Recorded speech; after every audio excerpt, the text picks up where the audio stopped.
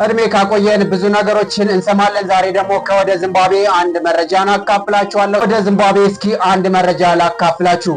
ዚምባብዌን ለበርካታ ዓመታት የመሩት ሮበርት ሙጋቤ የሮበርት ሙጋቤ ቀበጧ የፕሬዝዳንቱ ሚስት የምትባለው ግሬስ ሙጋቤን የህይወት ታሪክ ላካፍላችሁ።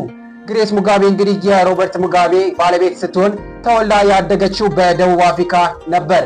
ከዛም በኋላ እንግዲህ በደቡብ አፍሪካ መሰረታዊ ትምህርቷንና የመጨረሻ የደረሰችበትን የትምህርት ደረጃዋን ካጠናቀቀች በኋላ ወደ ዚምባብዌ ትመለሳለች። ወደ ዚምባብዌ ከተመለሰችን በኋላ እንግዲህ በሮበርት ሙጋቤ ቤተ መንግስት በጸሐፊነት ትቀጠራለች። እንግዲህ በተደጋጋሚ ሲወጡ ሲገቡ የሚያዩዋተኝ ይህች ቆንጆ አማላዋ ወጣት እንግዲህ በሮበርት ሙጋቤ አይን ውስጥ ትገባለች።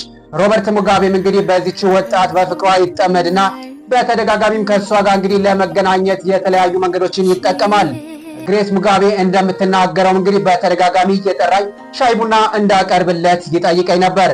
ነገር ግን የሻይ ቡና ጉዳይ አልነበረምና ሮበርት ሙጋቤ የሚያደርገው የፍቅር ግንኙነት ነበርና ቶሎም ደግሞ የእሱ ሐሳብን በልቤ ውስጥ ገብቷል ትላለች ግሬስ ሙጋቤ። ግሬስ ሙጋቤ እንግዲህ በ28 ዓመቷ ከ71 ዓመቱ አዛውንት ሮበርት ሙጋቤ ጋር በትዳር ተቆራኝታለች። ትታወቅበት ደግሞ በምታደርጋቸው ቅንጡ የህይወት እይታዎች ውስጥ በህዝቡ ውስጥ መግባት ትችላለች። እንግዲህ ይህች እመቤቷም ደግሞ ከባለቤትነቷን በተጨማሪ የባለቤቷን የስልጣን መንበርነትም ለመቆናጸፍ ፍላጎት ነበራት። በምታደርጋቸውም ህዝባዊ ንግግሮች ላይ እንግዲህ የወደፊቱ የሀገሪቱ የዚምባብዌ ፕሬዝዳንት መሆን እንደምትፈልግም በተደጋጋሚ ትናገራለች። ቅንጧ የፕሬዝዳንቱ ሚስት አንድ ሾፒንግ ውስጥ ገብታ እንኳን በበርካታ ዶላሮች የሚቆጠሩ ወርቅና ዳይመንዶችን ሸምታ የምትወጣ ቀበጧ የፕሬዝዳንቱን ባለቤት ነች።